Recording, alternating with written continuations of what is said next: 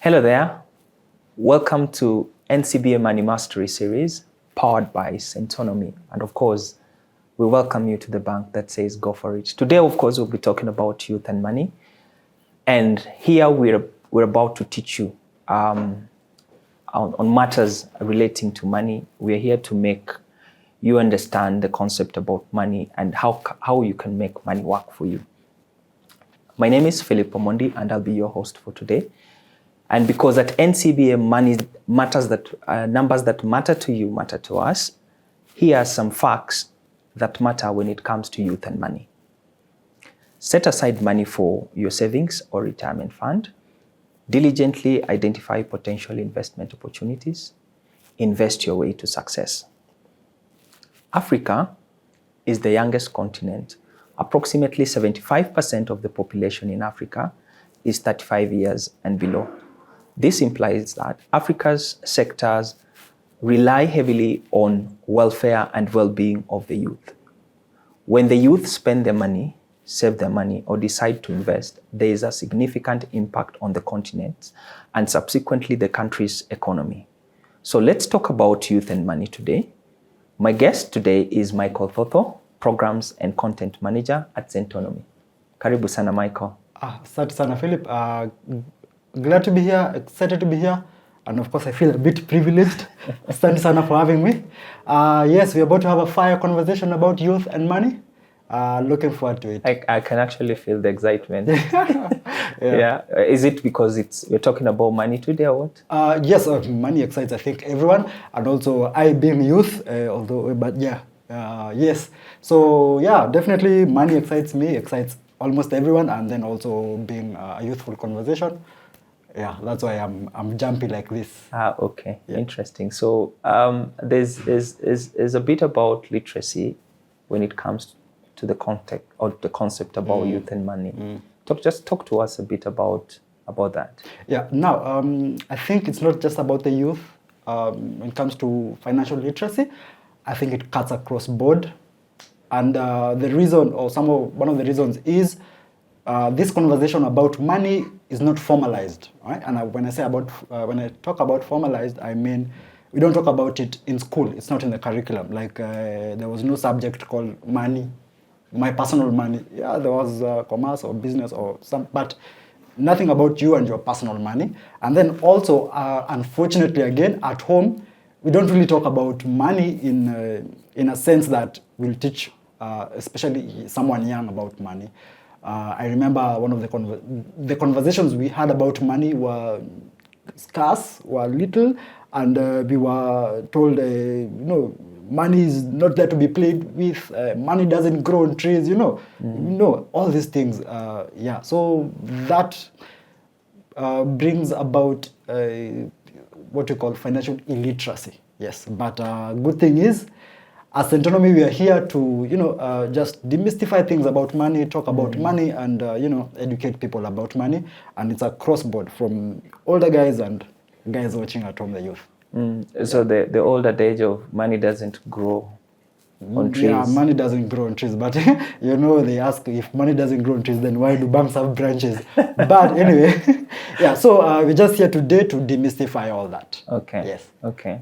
Of course, if you're with me on this, when you're talking about money, of course, there's an aspect of value that you have to attach to it, right? Yes. So how do I place, or how can I determine my value as a person? Okay. I mean, speak to our audience today about that. Now, it's an interesting concept you brought up. We cannot talk about money and not talk about value. Again, I said in school, the curriculum was not all that geared towards our personal money. Like in my class, we were taught money is it helps you to buy goods and services. It's a means of exchange, legal tender. It's even written there, legal tender. But when it comes to me and my money personally, I should know, or you guys should know, that money, other than being a legal tender means for exchange of goods and services, is most importantly a store of value and a representation of value. Okay, so money is equals to value. Okay? Okay. Or I should say, value is equals to money. So money is equals to value, or value is equals to money. Crisscross, right? Sure. So, and with that, we can even come up with an equation. If value is equals to money, what do I do to get more money? Because at the end of the day, we all want more money. So what you can do, if we want more money, what we do is, on the other side of the equation, add more value. So more value, more money. Okay. Right? Now, Philip, I know I can read your mind, and I can see you wanting to ask me, what is value? Certainly, because So interestingly, yeah.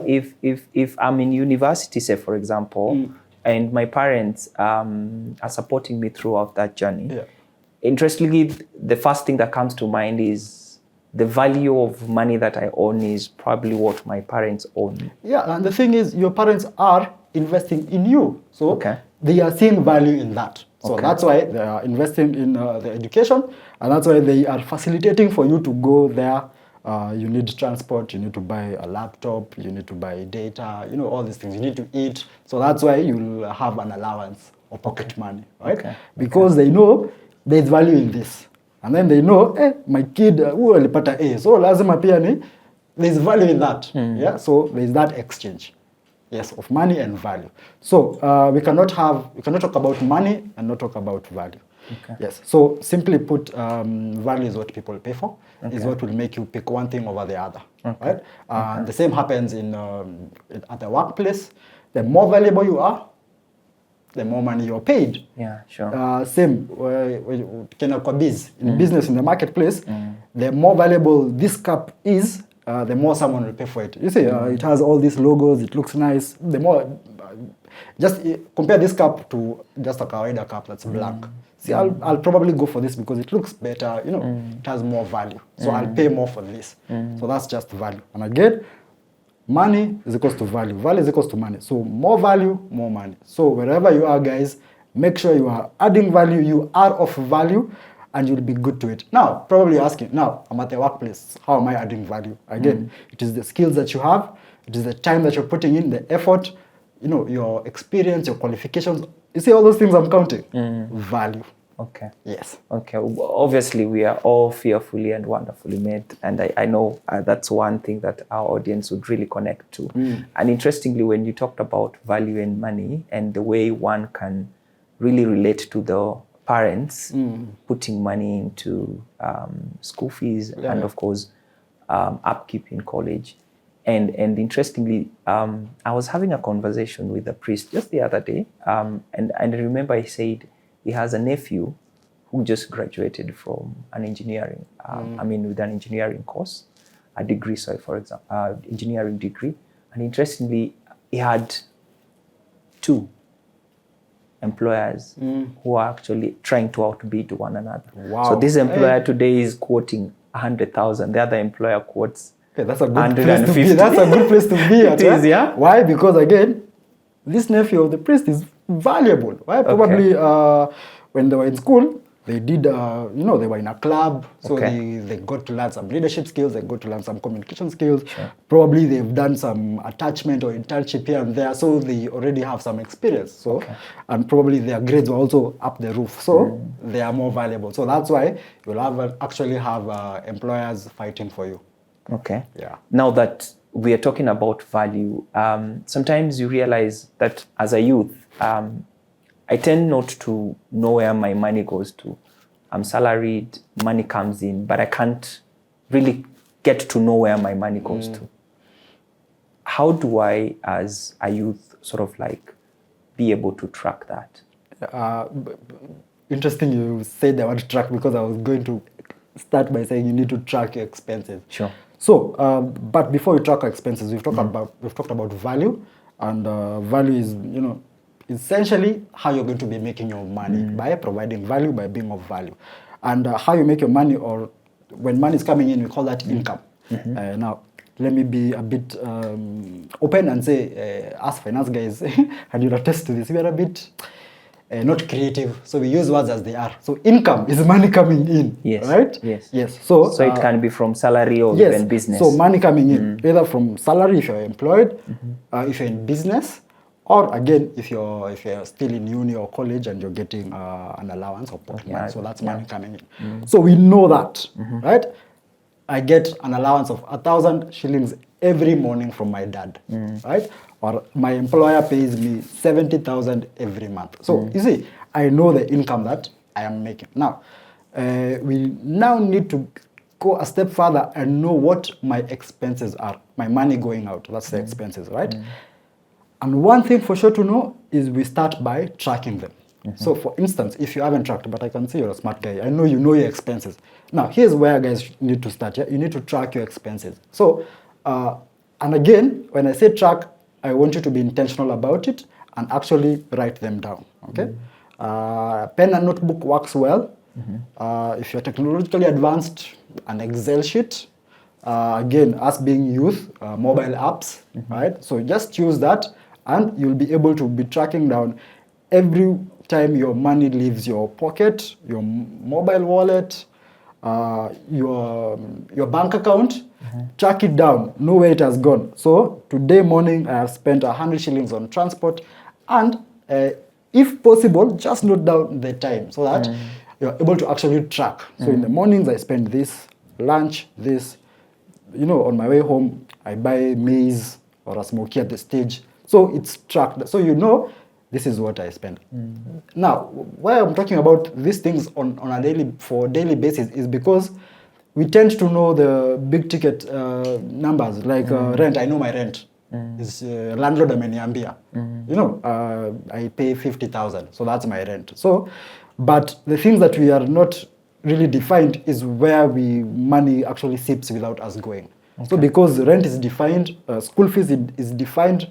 You see, we'll have that in track. But these things that are not defined is what now we need to track, right? So yes, just start tracking all your expenses and you'll be good to go. All right. Interestingly, to our viewers, Michael has mentioned there are a couple of mobile apps that you can use to track your expenses. We have an exciting product called Loop, a Loop app that allows you to save, allows you to transact, and you can actually track your expenses while at it. And actually gives you an option to invest. Michael, I have all that in place. I have the records, I have the app, everything. I'll track my expenses. But at the end of the month, I still find myself broke. Okay. You know? Now, that's a very peculiar thing, because if you do all these things, then you should find yourself in a positive place financially. But probably here is where, or this is why you're getting yourself feeling like, I don't have money at the end of the month. There is more month at the end of the money, right?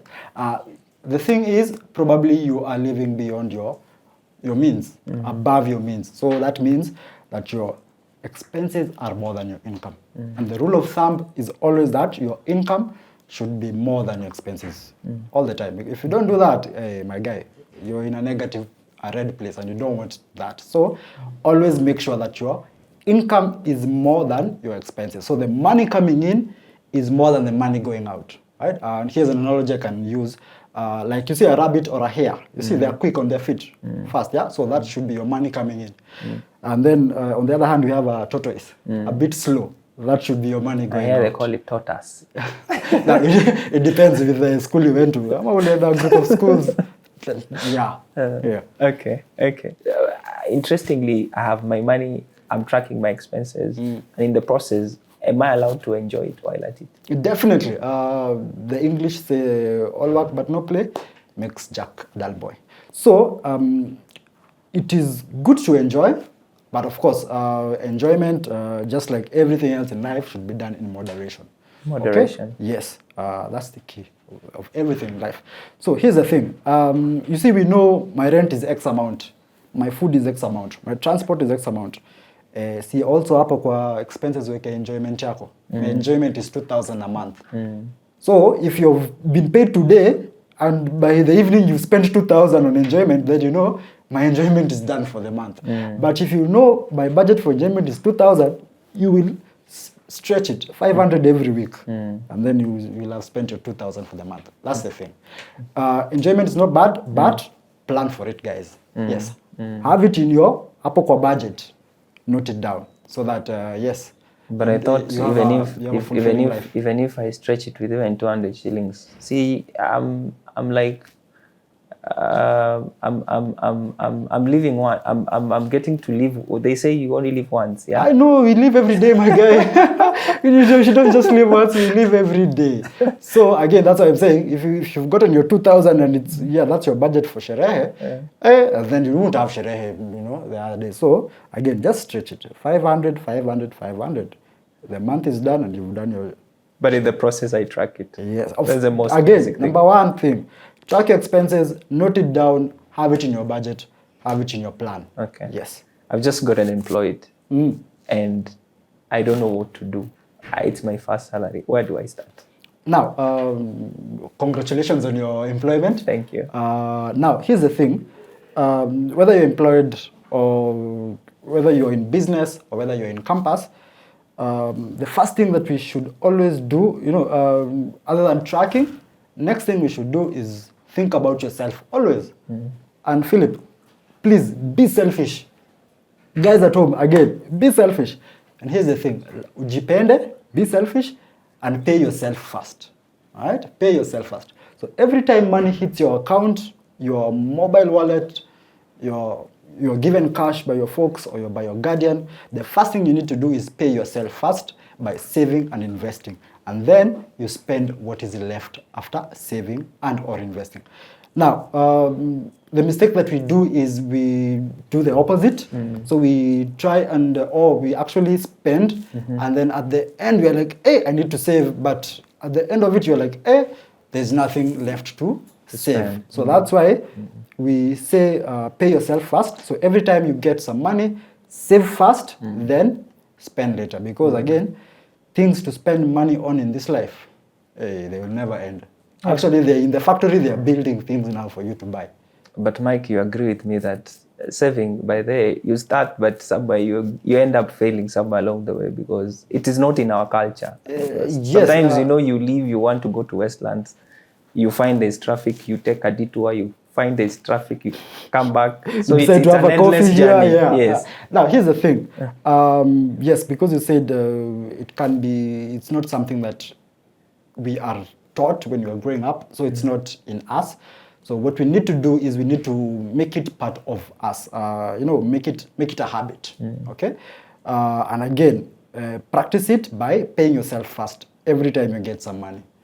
The thing is, it's hard to do that, right? Because we are human beings and sometimes temptations inakuja kidogo.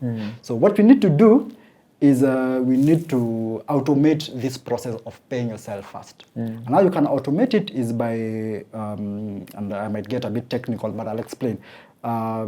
Get something called a standing order, right? In your bank. I'm sure NCBA have standing orders. Yeah, now, certainly. A standing order is an instruction that you've given to your bank that when money hits this account, direct it here. When money comes on this day, take it here. When my salary hits my account like this on the 30th, take it here. Now, let me ask you a question. Sure. Where is the first place that your money goes? When I'm paid my salary? Yes. KRA, of course. KRA, why? Again, that's the government paying itself first. So if the government was actually waiting for you to pay your taxes after you've done your everything, then probably the government will not be, meeting its quota of collecting enough taxes. So what it does is it pays itself first. So before money hits your account, it has already gone to the government. So the same thing you should do with your money, guys. When it hits your account, when you're given money like this, put some aside first and then spend what is left. But again, it's a bit hard. So make it easier by automating it, having a standing order. Just tell your bank when the money comes, take it this way, and then the rest in your chain. Yeah. Actually, you've mentioned something about standing orders, and of course, standing orders are placed on active running accounts. And at NCBA, to our viewers, we have interesting transaction and saving account solutions for you. So please feel free to talk to us, and we'll be able to open up one for you.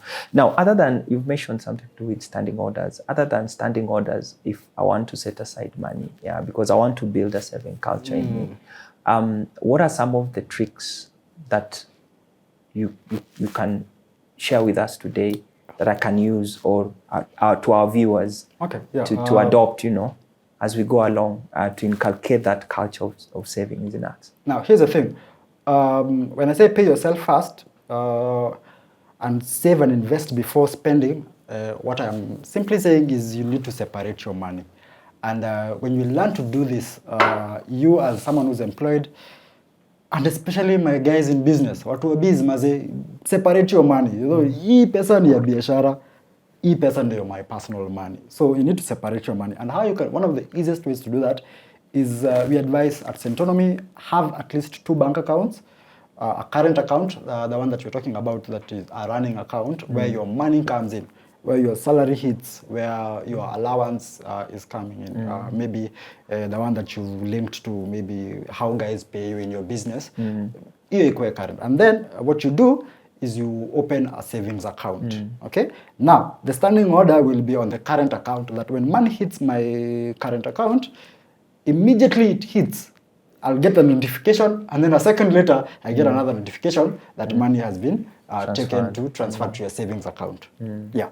So that's one trick that I advise. Separate your money, guys, by having at least 2 bank accounts. One is a current account where your money comes in, and then the other one is your savings account, where when your money comes in, it is taken to your savings account. Now, the money that is left in your current account, now you will use that to, again, take care of your expenses.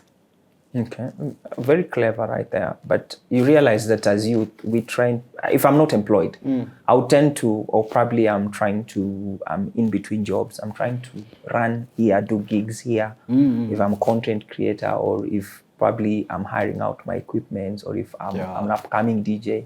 Of course, those incomes are usually not consistent. They're quite irregular. Yes. How do I push myself to save with such an irregular income that really don't come consistently, just like salary? On a regular basis. Now, here's the thing. And again, thank you for bringing that up, because again, us being the youth, something called gig economy.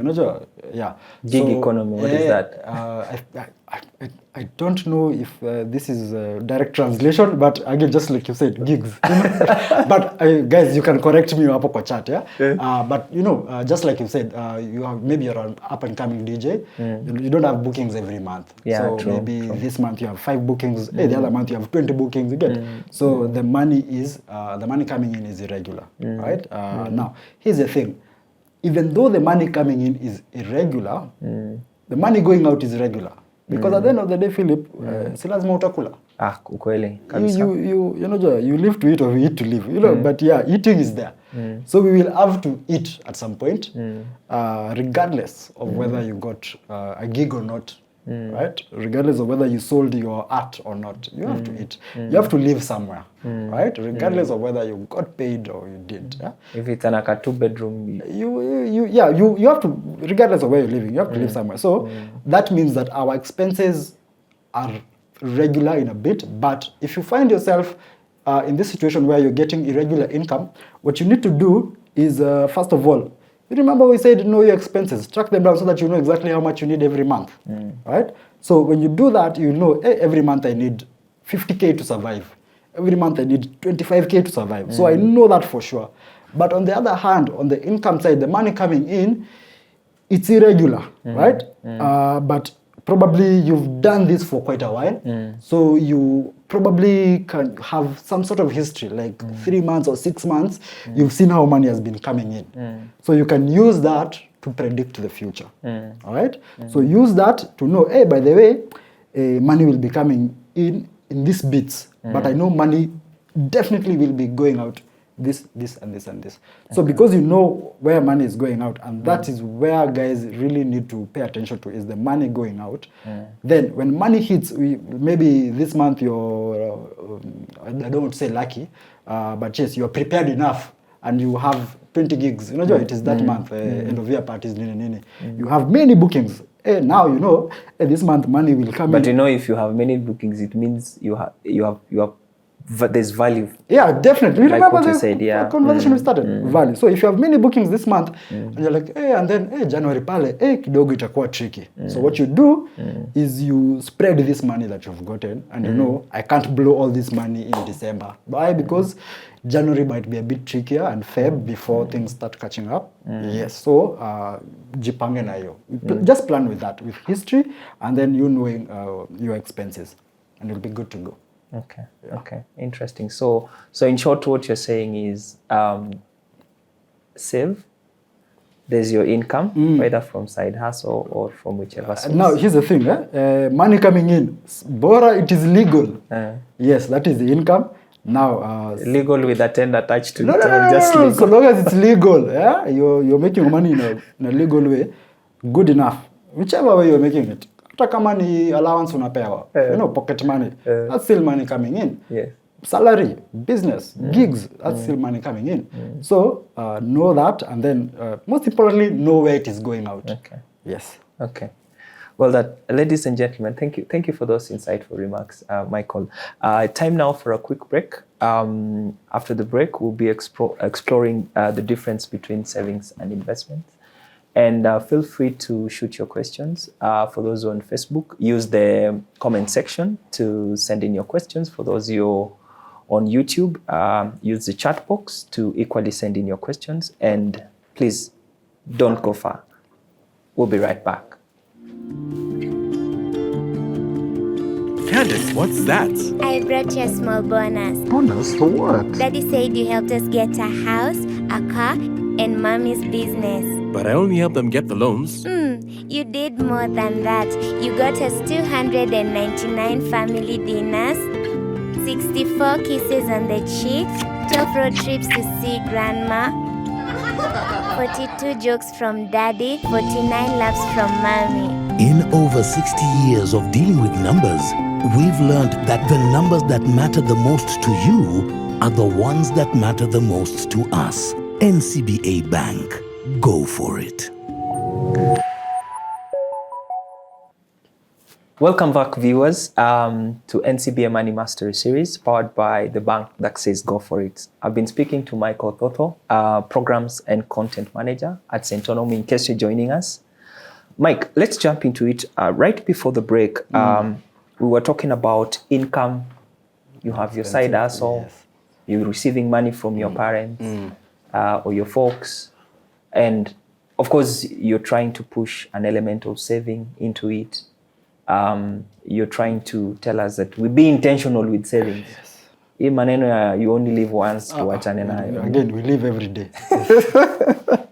So now that we've talked about income, we've talked about savings, perhaps maybe if you could just differentiate for us, to our audience, and to me in particular, because I'm very interested, what is the difference between savings and investments? All right, great. Now, before we jump into investments, because again, many people always want to talk about investments, but again, let's start with the basics, just like we've done. We've talked about money, what money is, value, separate your money. You see, basics, know your income, know your expenses, basics. Something else that guys need to know and understand and take this very seriously is we need to save for what you call emergencies. And we do that by having an emergency fund. And an emergency fund should be at least 6 months of your expenses. You remember I said, you need 25K to survive. You need 50K to survive. Multiply that by 6 and have it somewhere separate. Just in case an emergency comes, and we all know what an emergency is. Yes, something that is unfortunate, that happens without you foreseeing it. Good example, last year but one, COVID, emergency. Unfortunately, if you are not jipangad, if you're not planned well, if you didn't have an emergency fund, unfortunately guys lost jobs. Business not so good. So again, at that point, it was an emergency and your emergency fund comes through for you, right? Now, here's the thing. We've talked about savings. So when you're saving, first of all, save for that emergency fund. And then the thing is, saving for the sake of saving is boring. So save with a goal, with an intention, right? So that you know exactly how much you're going to be saving and for how long. You know? Actually, when you say talking about save for a goal, so it's okay for me to save to treat my girlfriend. Definitely. Hey, Valentine's is, Valentine's is coming February. So this is the best time to start saving for it. Actually, start looking for, those deals now. It will be cheaper, but conversation for another day. Yes. Sure. So again, your goal is to take your girlfriend on a trip, on a vacation for Valentine's. Sure. Start saving for it. Okay. Why? Because you know the goal and then you know the timeline. I know by 13th Feb I need to have this amount. So I have this long to do so. So how much do I need to put aside every day, every week for that? Right? So again, attach a goal to your savings so that it doesn't become boring. Again, this goal can be anything. Again, Valentine's, we talked about that. Technology is, is a big thing for us young guys.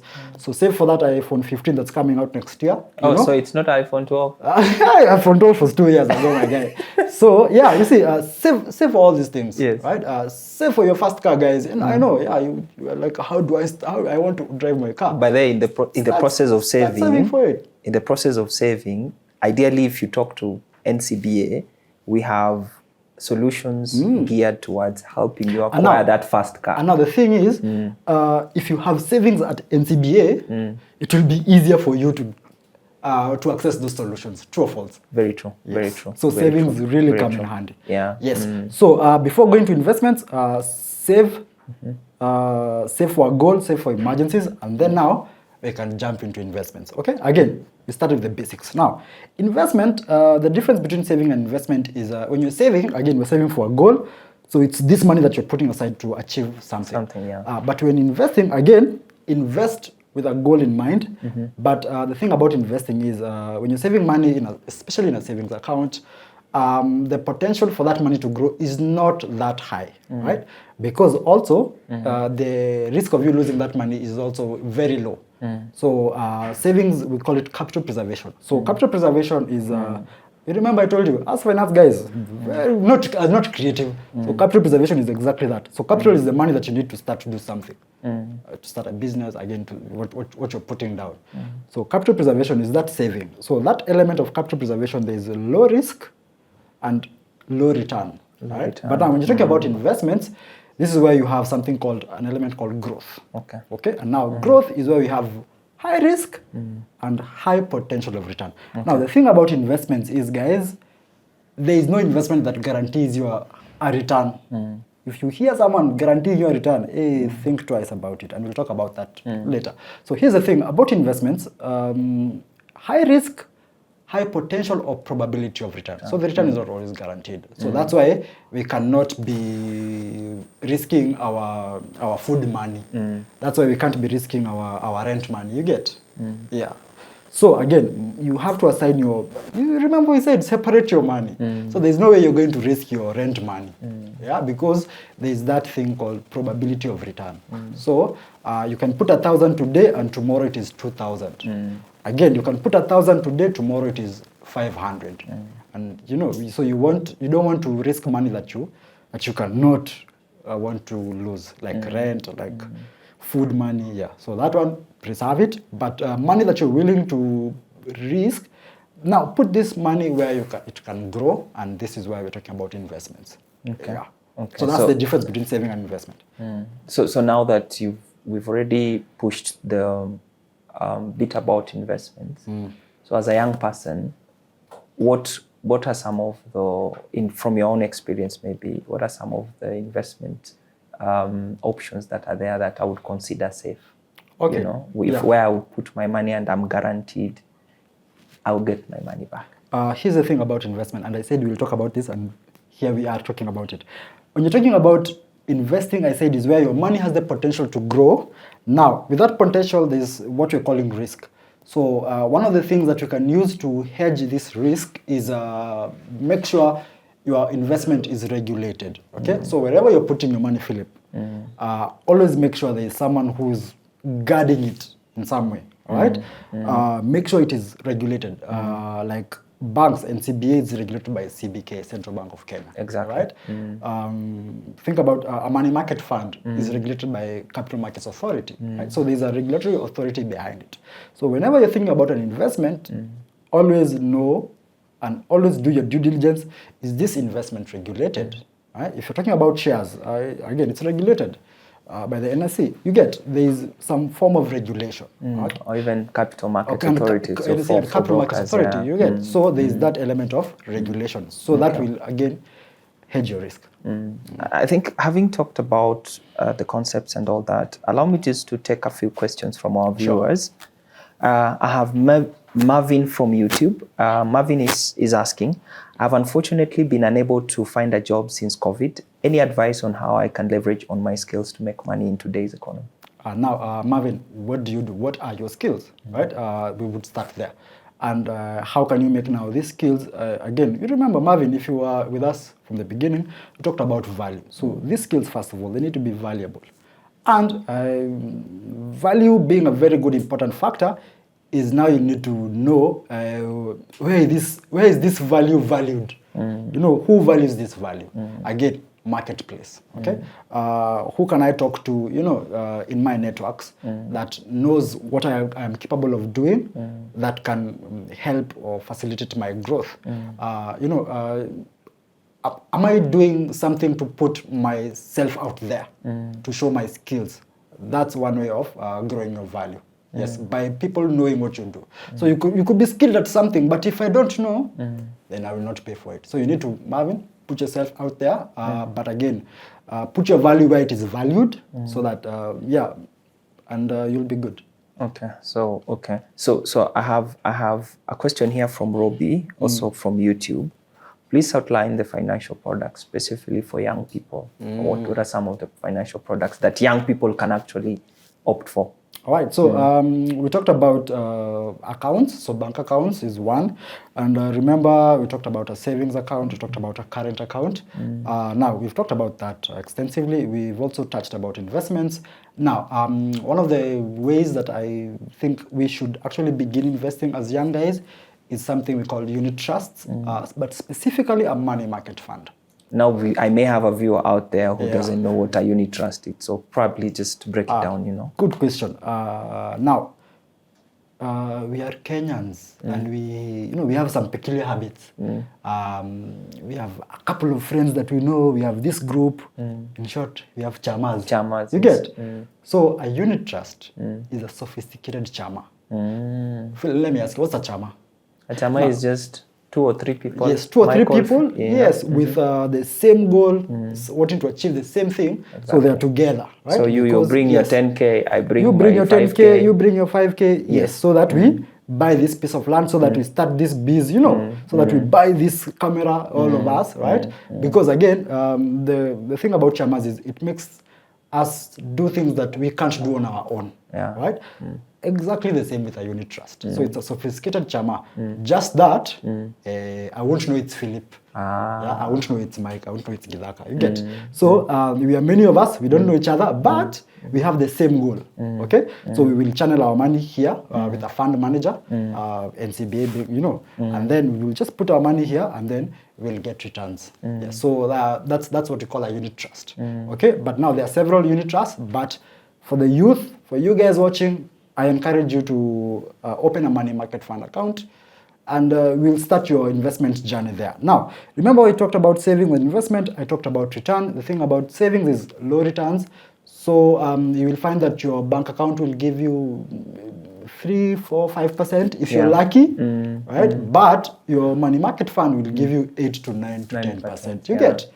Again, your money is growing. So that's the difference between saving and investment. And we've seen bank account, savings account, money market fund. It has higher potential to grow. So that's the difference between saving and investment, and how to start, where to start money market fund. Okay. Robbie, I hope your question has been answered successfully. Stephen from, I think Facebook, if I'm not wrong, and I remember we were having this chat, what percentage of savings should I set aside? The general rule of thumb is always 10% of what I get, or what's your advice? You know? If you are 10% if you're religious, yes, should go to, you know, as the good book says. Yes. But one of the misconceptions in finance is that issue of percentages. But us as Centonomy, we do not advocate for saving with a percentage. Okay, one of the percentages that is widely spoken about is the 50-30-20 rule.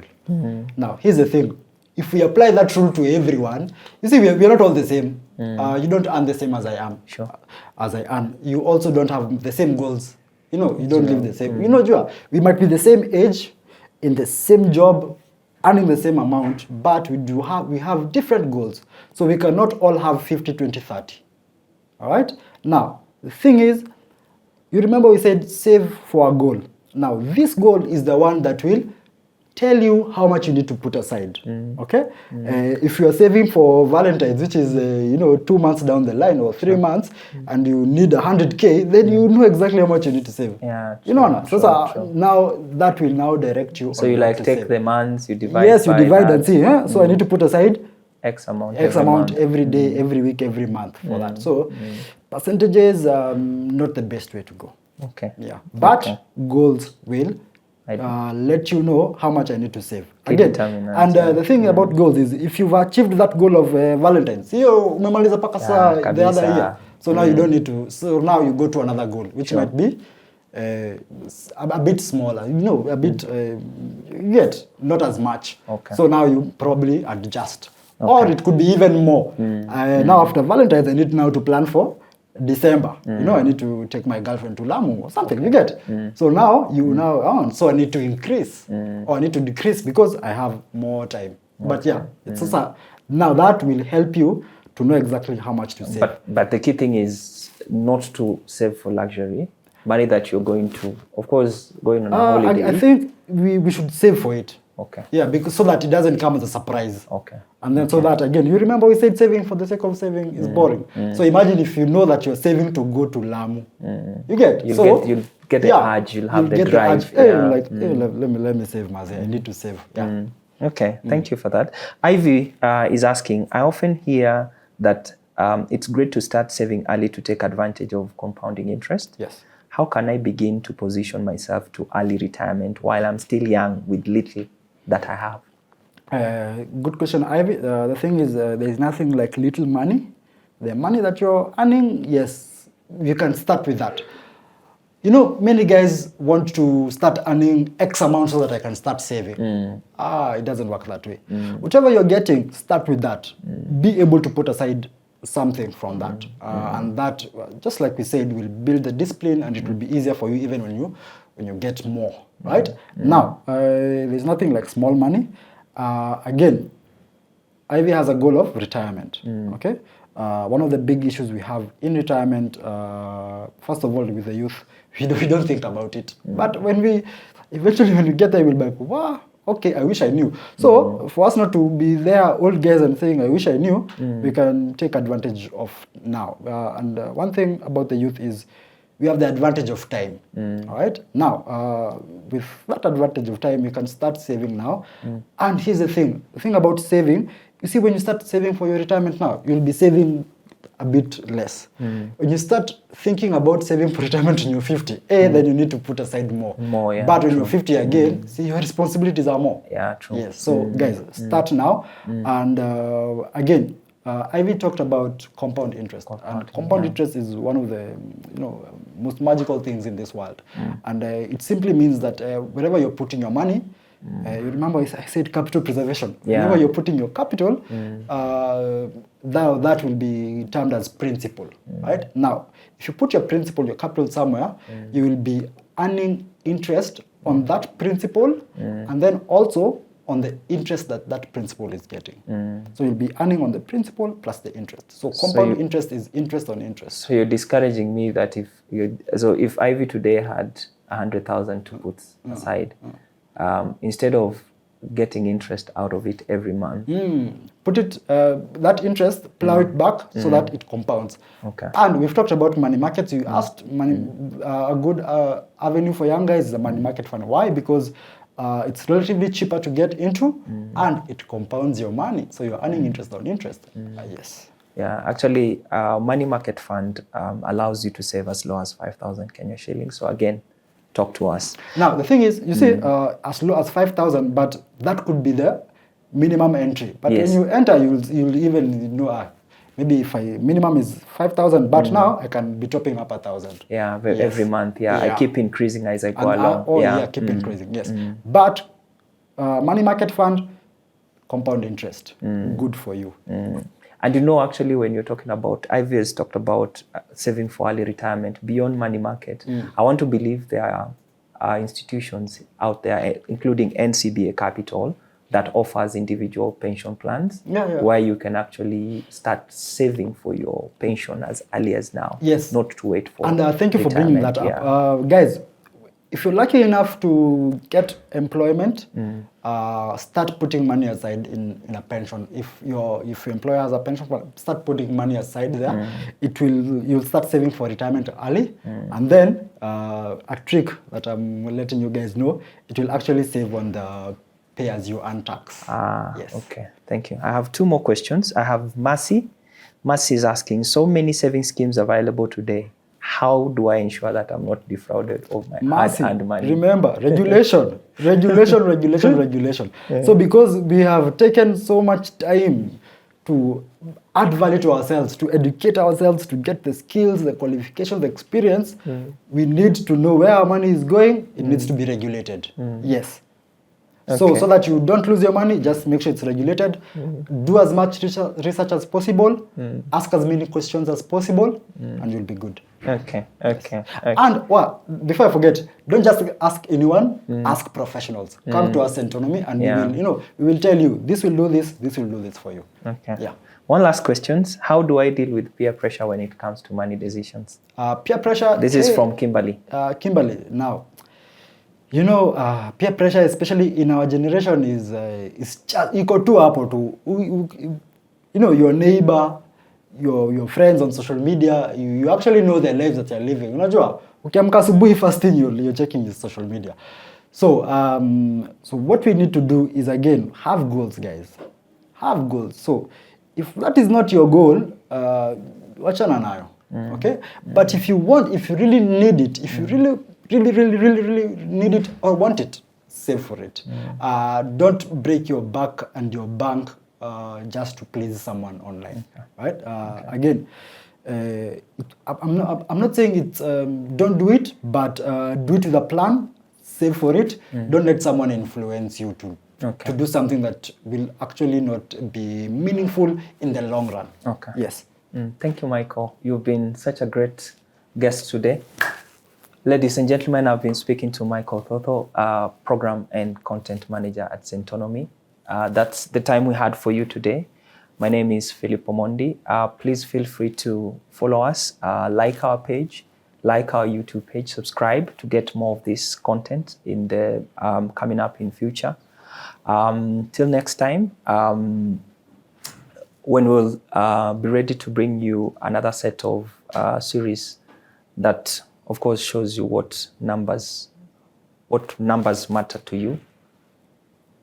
We look forward to hosting you again. I've been your host once again, Phillip Omondi. Thank you, goodbye, and take care.